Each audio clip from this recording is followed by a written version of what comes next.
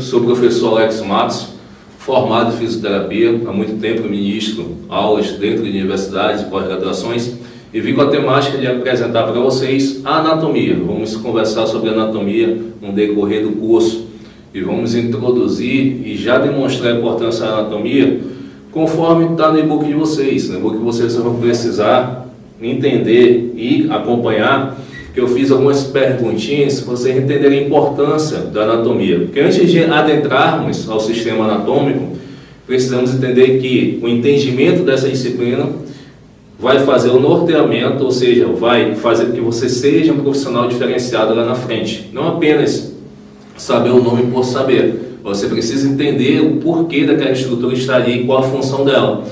Tecnicamente, a palavra anatomia estuda-se a estrutura, mas não dá para estudar a estrutura sem a função. Então sempre vamos estar correlacionando a estrutura à função. A disciplina de fisiologia, que vai ser ministrada por outro professor, vai trabalhar a fisiologia, ou seja, a funcionalidade dos sistemas. Mas eu também vou estar trazendo um pouquinho de cada item, tanto a anatomia quanto a parte funcional dessa anatomia. E o nosso primeiro sistema, pessoal, vai ser justamente a osteologia. O que é a osteologia? É o estudo dos ossos. Conhecer a estrutura óssea, como é que é dividido o osso, qual é a composição óssea.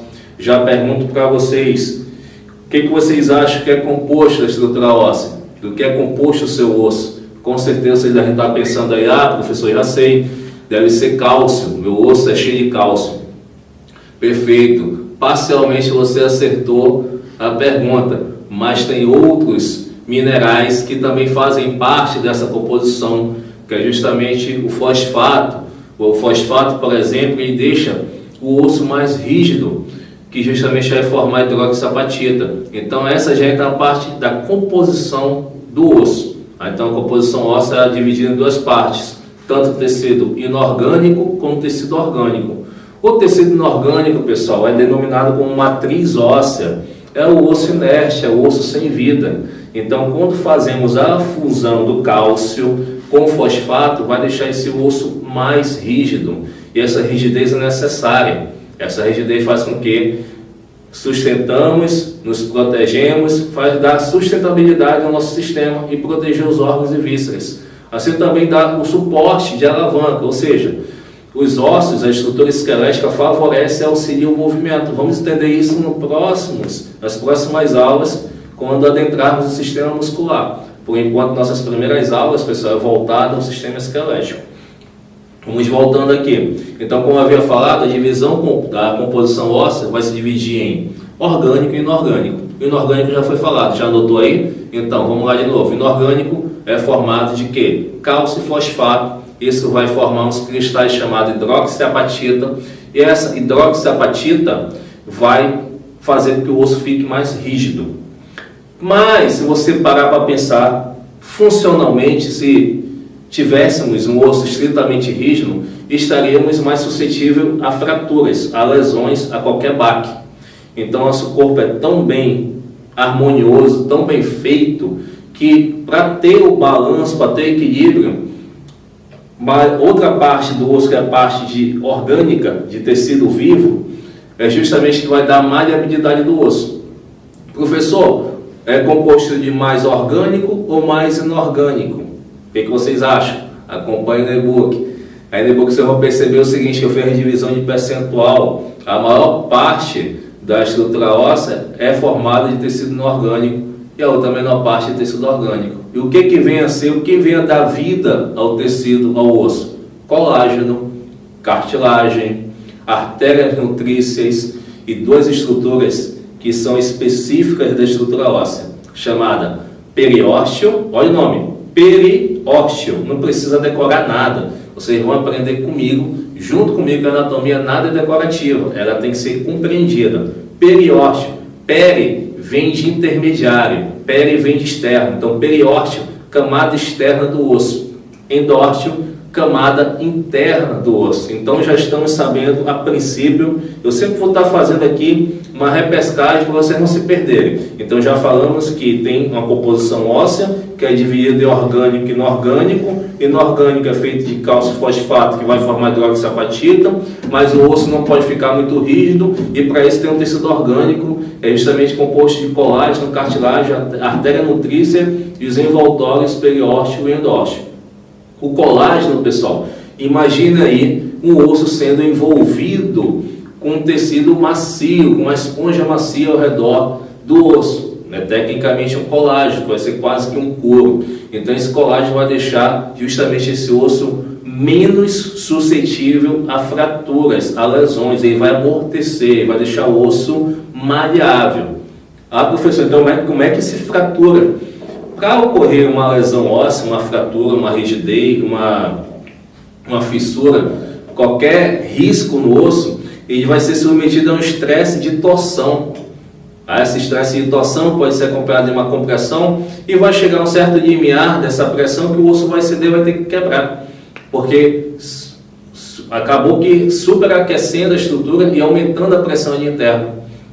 Voltando ao periósteo e ao endósteo, qual é a função principal desses dois envoltórios? Esses dois envoltórios, pessoal, periósteo e endósteo, eles são específicos da estrutura óssea. Professor, posso encontrar o periósteo e o endósteo no sistema muscular? Posso encontrar esses dois envoltórios no sistema cardíaco? Não, por isso que está escrito periósteo. Ósteo vem de osso, peri vem de camada intermediária ou camada externa. Função dele, proteger, nutrir e levar informações neurológicas, porque são estruturas, pessoal, altamente vascularizadas e inervadas. É isso que dá vida à estrutura óssea. Então, por exemplo, quando se ocorre uma fratura, uma quebra de um osso, ocorrem alguns segundos até essa informação chegar até o sistema nervoso. E quem leva essa informação ao sistema nervoso é justamente os envoltórios. Quando ocorre a fratura, ocorre também o rompimento. E quando ocorre o rompimento, tanto do endósteo quanto do periósteo, vai romper ali as fibras nervosas. E são justamente esse rompimento que vai levar a informação de uma lesão que ali se encontra, uma lesão local. Que vai ter todo um processo que vamos estudar no decorrer de nossas aulas. A gente vai falar um pouquinho de patologias, que eu acho que é interessante também, para a anatomia começar a fazer sentido. Eu sempre digo, pessoal, que a anatomia nada mais é do que o diagnóstico, do que o resultado. Ou seja, se você quer ter um diagnóstico preciso, seja você profissional em qualquer área da saúde, se você quer ter um resultado preciso na sua conduta, você precisa aplicar a anatomia. Então, por isso que eu já conto com vocês que vocês levem a sério essa disciplina e procurem sempre entender e não decorar. Nossas aulas sempre vai ser voltadas ao entendimento. Quanto à composição, tudo ok? Tudo certinho? Quem tiver com dúvida, acompanhe o e-book. Está muito bem trabalhado, está muito bem direcionado o e-book, muito bem objetivo, de fácil entendimento. E lá no e-book está todas as informações através de diagramas que eu pus para vocês ir acompanhando no decorrer das nossas aulas. Nosso próximo assunto, dentro da osteologia. Pessoal, o que é osteologia? Não entendi. Estudo do osso. Então, nosso próximo assunto vai ser a divisão do osso. Já falamos da composição. A divisão do osso vai se dividir em três partes: epífise, diáfise e metáfise, sendo que a epífise são as extremidades. Então temos duas epífises, duas cabeças. A extremidade, ela vai ter um tecido diferenciado do corpo. O corpo é a diáfise. Então olha o meu braço, olha aí a imagem no seu e-book. Extremidade proximal, extremidade distal, epífise, epífise. Professor, o que vem a ser proximal e distal?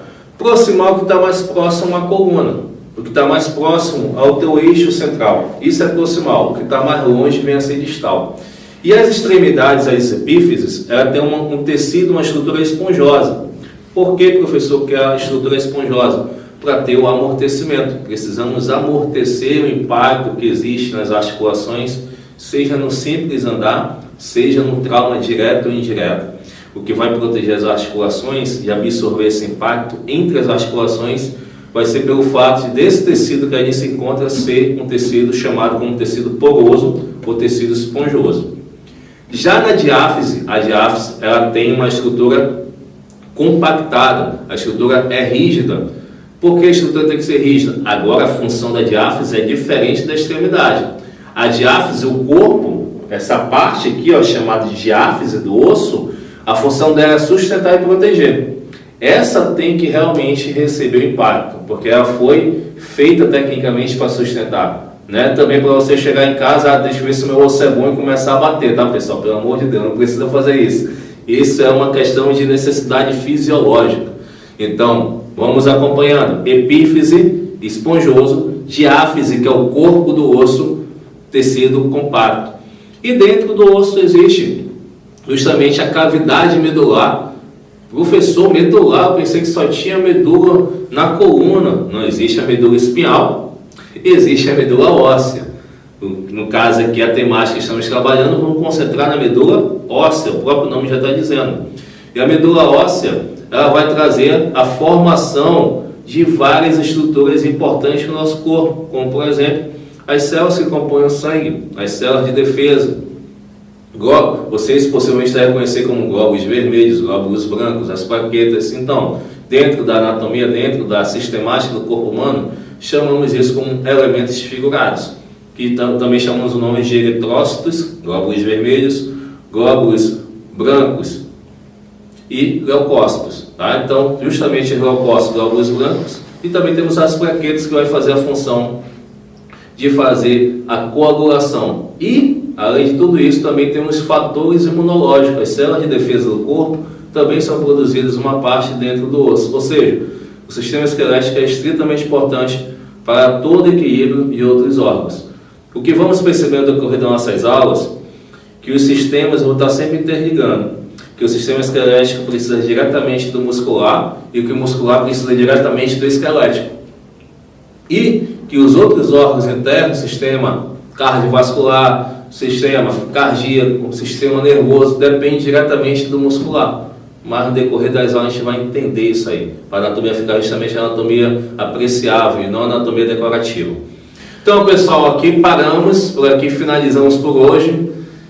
Resumidamente, para vocês estudarem em casa, acompanhem no e-book. Demos uma introdução sobre a importância da anatomia, falamos sobre a introdução da osteologia, de composição óssea e divisão do osso. Então acompanhe em casa, acompanhe através do nosso material, veja as literaturas que também estarão disponíveis para vocês pesquisarem e tragam a dúvida, tá? Envie a dúvida para mim, que terei o maior prazer em responder e ajudar vocês. Então aguardo vocês na próxima aula, viu? Força, guerreiros! Até a próxima!